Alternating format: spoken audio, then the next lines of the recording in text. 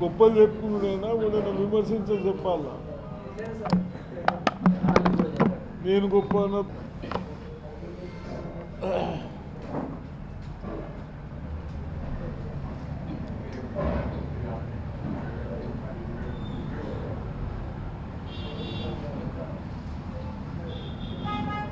ప్రజాస్వామ్యంలో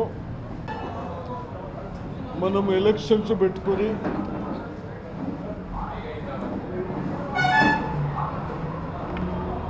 ఐదు సంవత్సరాల వరకు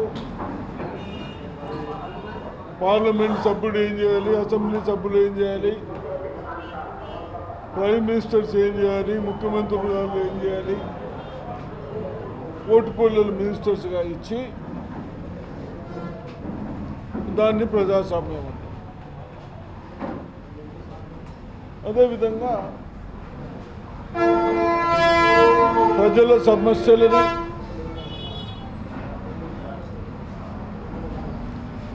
దాని మీద డిస్కషన్ చేసుకుంటూ అవసరాలను బట్టి కావాల్సిన డబ్బులు ఇచ్చుకుంటూ ఫండ్స్ ఇచ్చుకుంటూ వాళ్ళని డెవలప్ చేసేది ఒక రకం. దాంట్లో భాగంగానే గతంలో కాంగ్రెస్ పార్టీ సోనియా గాంధీ గారు తెలంగాణ ఇచ్చిన తర్వాత కీర్తిశేషులు మన్మోహన్ సింగ్ గారు కూడా ఎంత ఇబ్బంది అయినా పార్లమెంట్ డోర్స్ బంద్ చేసి బిల్ పాస్ చేశారు. ఎందుకు? వందలాది మంది చనిపోయారు. మన 40 సంవత్సరాల కోరికను తీర్చుకోవడానికి మన అందరి ఆవేదనని అప్పుడు సోనియా గాంధీ గారు డిసిషన్ తీసుకున్న తర్వాత బిల్లు పాస్ చేయడం జరిగింది.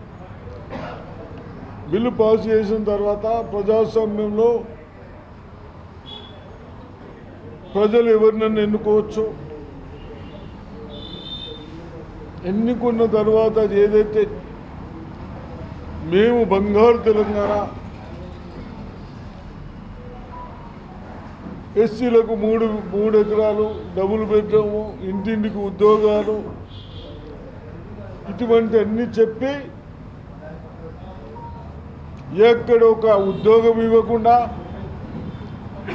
ఒక ఎకరం ల్యాండ్ ఇవ్వకుండా, ఏది లేక ఉన్న ఫ్యాక్టరీలు, షుగర్ ఫ్యాక్టరీలు, తెలంగాణలో షుగర్ ఫ్యాక్టరీస్ రన్నింగ్ ఫ్యాక్టరీస్ 2015లో మన 3 దగ్గర కలిసి 10 లక్షల టన్ను ప్రెసింగ్ అవుతూ ఉండే. అటువంటిది గొప్పలు చెప్పి కేసీఆర్ ప్రభుత్వం టేక్ ఓవర్ చేస్తుంది, ప్రభుత్వమే తీసుకుంటామన్నారు. ఈ దరిద్రులు చెప్పిన మాటలు ప్రజలు రైతులు నమ్మి మరి ఓట్లు వేశారు. వేసిన తర్వాత దాన్ని 360 కోట్లు డ్యూస్ అయినాయి. అప్పుడు కేవలం పవర్ ప్లాంట్ కొరకు 8-9 crores తీసుకుంటే 360 అయితే వాళ్ళు బ్యాంకర్స్ తోటి మాట్లాడి 1 time సెటిల్మెంట్ అని 190 crores ఫైనల్ చేశాం. చేస్తే ఇప్పుడు షుగర్ కేన్ పెట్టాలంటే ఇంకా 2 years తర్వాత కానీ మనకు కేన్ రాదు. అంటే ఇవన్నీ దుర్మార్గం పనులు ఎవరు చేసినారు?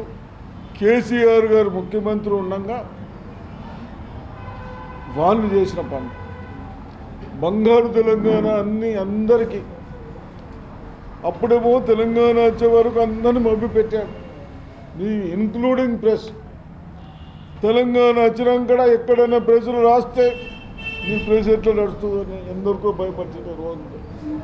కాబట్టి ఈరోజు ఆయన పుత్రుడు, సుపుత్రుడు ఒక్కడే ఉన్నాడేమో, ఆయన పుత్రుడు కేటీఆర్ గారు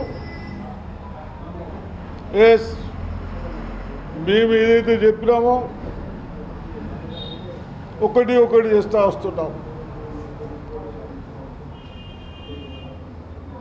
మొన్న మీరు 15,000 ఇచ్చారు అంటే ఎస్ మీరు 10,000 ఇచ్చారు, మేము 12,000 ఇస్తున్నాం. మీరు బోనస్ ఇవ్వాలి, మేము బోనస్ ఇస్తూ ఉన్నాం. మేము ఏదైతే ఊరు పిల్లలు భూమి లేని వాళ్లకు, ఉపాధి హామీ పనికి పోయే వాళ్లకు సంవత్సరానికి 12,000 ఇస్తామన్నాం. 12,000 ఇస్తా ఉన్నాం. ఇండ్లు కట్టుకోవడానికి ఒక్కొక్క కాన్స్టిట్యున్సీకి ఈ దరిద్రులు ఏం చేశారే, ఆ డబుల్ బెడ్రూమ్ కడితే అది కూడా క్వాలిటీ లేదు, ఎక్కడైనా కట్టినా కూడా. మేము ఇప్పుడు ఏం చేస్తున్నాం, కాన్స్టిట్యున్సీకి 3,500 అంటే బడ్జెట్ 150 crores. ఇవన్నీ ఎవరి కొరకు చేస్తున్నాం? మన భవిష్యత్ పిల్లల కొరకు కానీ, బీద వాళ్ళకు కానీ, అదేవిధంగా చిన్నవాళ్లకు ఇంకా ఎక్కడైనా సాయం కావాలంటే అవన్నీ చేస్తూ ఉన్నాం. మీరు అవన్నీ పక్కన పెట్టేసి కేవలం మీ స్వార్థాల కొరకు మీరు చేశారు. ఇవన్నీ ఇప్పుడు ఇబ్బందులు ఎందుకైతే ఉన్నాయి? మీరు బంగారు తెలంగాణ అని చెప్పి ఎవరైతే మాట్లాడతారో వాళ్ళందరూ నోర్లు మూపించి కేసులు బుక్ చేయించి మీ స్వార్థాల కొరకు పనికిరాని ప్రాజెక్టు కట్టి 7 లక్షల కోట్లు బాకీ తీసుకొని మళ్ళీ ఇదే బాకీ కాకుండా కార్పొరేషన్స్లో వేరే లేపుకున్నాం. ఎక్కడ చూసినా బాకీలు పెట్టేసి ఇప్పుడు బాకీలు కట్టడానికి మన ప్రజల కొరకు తెలంగాణలో నా ఎంప్లాయీస్, ఆఫీసర్లు, సోదరులు వాళ్ళు ఏదైతే వర్క్ చేస్తూ ఉన్నారో వాళ్ళకు 6,500 కోట్లు అవుతాయి అన్నారు మంత్లీ సాలరీస్. ఈ పుణ్యాత్ములు దరిద్రులు చేసేది స్వార్థాల కొరకు, కమిషన్ల కొరకు. దానికి 6,500 కోట్లు కడతా ఉన్నారు. ఈ బడ్జెట్ ఎంత? 1,800 కోట్లు. మనం ఎంత సాలరీస్ కంపల్సరీ మన ప్రజల కొరకు చేసేవాళ్ళం. నీ దుర్మార్గం పనిచేసి నా ప్రజల మీద వేసినావు, అదంతా 6,500 కోట్లు, 1,300 కోట్లు దీనికి అయిపోయింది. బ్యాలెన్స్ దాంట్లో మేము ఇవన్నీ చూసుకుంటూ వస్తాము. కాబట్టి తప్పనిసరిగా నేను మీ ద్వారా ప్రజలకు రిక్వెస్ట్ చేస్తున్నాం, ఇటువంటి దుర్మార్గులు మన తెలంగాణని బాకీలో పడేసిన పార్టీ వాళ్ళు ఏది చెప్పినా మీరు ఆలోచించాలి, వాస్తవాలు ఏందని ఆలోచించి అటువంటి వాళ్లకు తప్పనిసరిగా వాళ్ళని నిలదీయాలని నేను కోరుతా ఉన్నాను.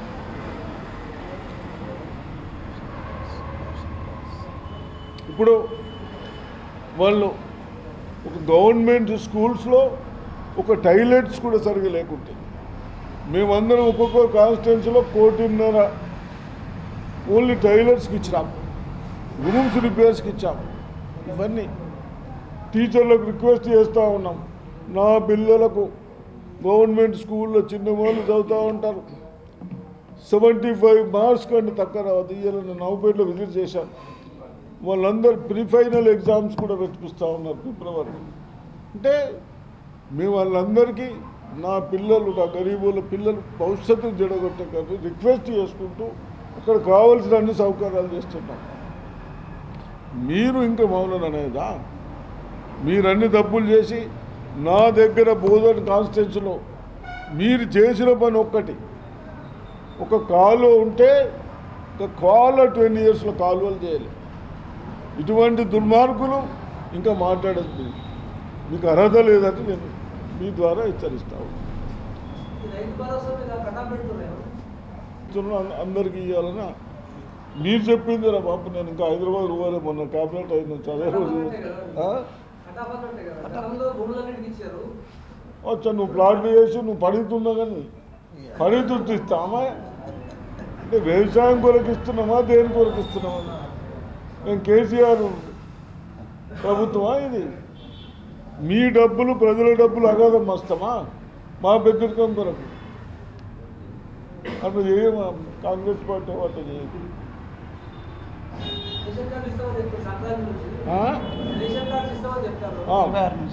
తప్పనిసరిగా రేషన్ కార్డులు మీ సారు పుణ్యాత్ముడు పోయినోడు 10 ఏళ్ళలో ఒక రేషన్ కార్డు ఇవ్వాలి. తప్పనిసరిగా ఇస్తున్నాం. సన్నం ఇస్తున్నారా? సన్నం బియ్యం అంటున్నాం. అంటే మొన్న నుంచి స్టార్ట్ అయినాయి కదా, అంటే ఇక్కడ స్కూల్స్లో స్టార్ట్ అన్నీ వస్తాయి. రేషన్ బియ్యం కూడా ఇస్తాం. జనవరి 15th నుంచి 15th ఏమో మార్చ్.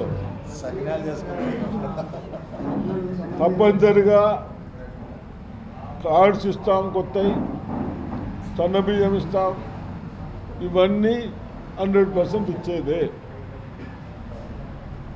మళ్ళీ ఇంప్రూవ్మెంట్ ఎడ్యుకేషన్. ఇప్పటిదాకా నేను కలెక్టర్ ఆఫీస్లో కూర్చుండి ఆల్ డిపార్ట్మెంట్స్, డిఓని, జూనియర్ కాలేజ్ వాళ్ళని అందరిని పిలిపించాను. నాకు లాస్ట్ ఇయర్ 60 వచ్చితే ఇప్పుడు 75% జూనియర్ కాలేజ్ రిజల్ట్ రావాలని చెప్పారు. అదేవిధంగా ఫిష్ ఎంత ఫిష్ చేసినాం దాన్ని తప్పనిసరిగా ఫిష్ను మీరు కౌంటింగ్ చేసేసినాం సార్, రికార్డ్స్ ఉన్నాయి సార్ అన్నీ అని చెప్తా ఉన్నారు. ఇవన్నీ ఎక్కడ కాంప్రమైజ్ అవుతలేం. ఎవరి కొరకు? గరీబుల కొరకు, బీద వాళ్ళకి ఫిష్ ఒకటి చేసాం. ఇప్పుడు కూరగాయలు వండిటోళ్ళకు కూరగాయలు చిన్న 1 ఎకరంలో వేస్తే, ½ ఎకరంలో వేస్తే, పందిరి వేస్తే 3 లక్షలు ఖర్చు అవుతాయి. దాంట్లోకి వెళ్ళి 1.5 lakh మేము ఇస్తాం, 1.5 lakh మీరు పెట్టుకోమంటున్నాం. ఏఎంసీ నుంచి ½ ఎకర్ పెట్టండి, మేము ఇస్తాం, అవసరమైతే డ్రిప్ కూడా ఇస్తామని. ఎందుకు? మనం కూరగాయలు కూడా బయటికి వెళ్ళి తెచ్చుకుంటున్నాం. కూరగాయలు మీరు ఇది బాగా రాయండి దయచేసి, 100% ఇది కరెక్టు. బీరకాయలు వరంగల్లో తీస్తున్నారు. 1 ఎకరంలో పందిరు ఉన్న వాళ్ళు ఎకరానికి 10 టన్స్ తీస్తూ ఉన్నారు, 10 tons. కాకరకాయలు కూడా, కాకరకాయలు సొరకాయలు అంటే వస్తాయి కానీ కాకరకాయలు కూడా 10 tons. ఇవన్నీ చూసిన తర్వాత మనకు ఒక పందిరి వేసిస్తే మన వాళ్ళు కూడా తీస్తారు కదా, మనకు 2 లక్షల పంట వస్తుంది కదా అని పందిరి కూడా స్టార్ట్ చేయమని. అంతదాకా ఇంకా గేదెలు ఉన్నాయి. మీకు ½ ఎకరం ఉన్నది, ఒక 4 గేదెలు ఉన్నాయి. మీకు పొలం లేదు, ఏడన్నా కౌలుకు తీసుకో, కౌలు మేము కడదామని ఆలోచిస్తున్నాం. అంటే ఎవ్వరికి ఎక్కడ ఇబ్బంది కాకుండా చూసినట్టు ప్రయత్నం చేస్తూ ఉంటాం.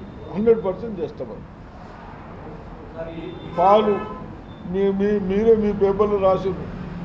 మీ paper world health organization paper 2025 ఉండే 80% క్యాన్సర్ వస్తుందని.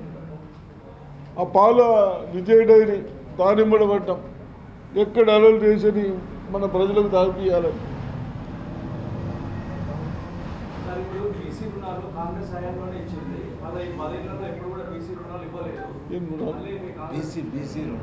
నాకు కులం అయితే తెలియదు రా, నాకు తెలియదు అది. అంటే దాని అర్థం, దాని కాన్సెప్టే పెట్టుబడి సాయం. అంటే వ్యవసాయం చేసిన వాళ్ళకే పెట్టుబడి సాయం ఇవ్వాలనేది ప్రభుత్వ ఉద్దేశం. గత ప్రభుత్వం ఏమో పెట్టుబడి పెట్టినా పెట్టకున్నా ఇంట్లో కూర్చోాలనుకుంటే అది మేము మేనిఫెస్టోలో 15,000 పెట్టినప్పటికీ ఇప్పుడు సార్ చెప్పింది ఏది 12,000 మా ప్రభుత్వం ఇస్తాం సిద్ధమైంది. 2 సార్లు రబీ ఖరీఫ్ 2 కూడా సన్నవడ్లకు బోనస్ ఇస్తున్నాం. ఇలా ప్రధానమైన ఇవాళ సార్ ప్రెస్ మీట్ ఉద్దేశం ఏంటంటే ఇక మళ్ళీ దాంట్లో క్వశ్చన్ లేదు, ఎవరికి సందేహం అవసరం లేదు. వ్యవసాయ యోగితమైన ప్రతి భూమికి పెట్టుబడి సాయం 12,000 రూపాయలు ప్రభుత్వం ప్రకటించింది. అసలే భూమిలో ఉన్న 12,000. మరి ఇప్పటిదాకా చెప్తే కదా, ఎవరైతే ఉపాధి హామీ పోతారో 12,000 సంవత్సరం ఇస్తామని చెప్తున్నాం. ఇంకేం చెప్పాలి? అదే ఏమది అనకుంటే పక్క వాళ్ళతో తెలుసుకో, ప్రతిదానికి అడుగు తెలుసుకో. సరే, రైట్. Thank you. రేపటి నేను చెప్తా. రేపు సాయంత్రం 3 గంటల సాయంత్రము మధ్యాహ్నం 3 గంటలకు మా రాష్ట్ర పిసిసి అధ్యక్షులు మహేష్ కుమార్ గౌడ్ గారు, అదేవిధంగా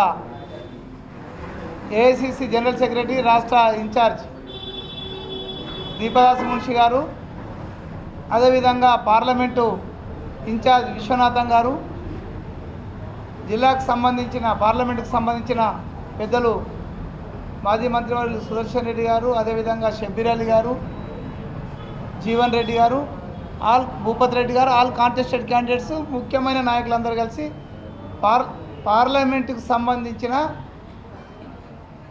విస్తృత స్థాయి సమావేశం అక్కడ ఉంటుంది.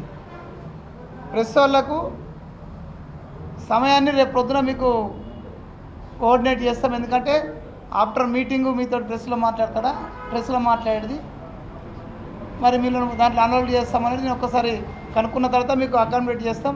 ఇక్కడికి వెళ్ళి కెమెరామెన్లకు వాళ్ళకు కేఎన్ఆర్ గార్డెన్ డిచ్పల్లి అక్కడికి రావాల్సిందిగా ప్రెస్ సోదరులు కోరుతున్నాం. మా కార్యకర్తలందరికీ టైం 3 అంటే మీ టైంను రేపు కోఆర్డినేట్ చేస్తాం.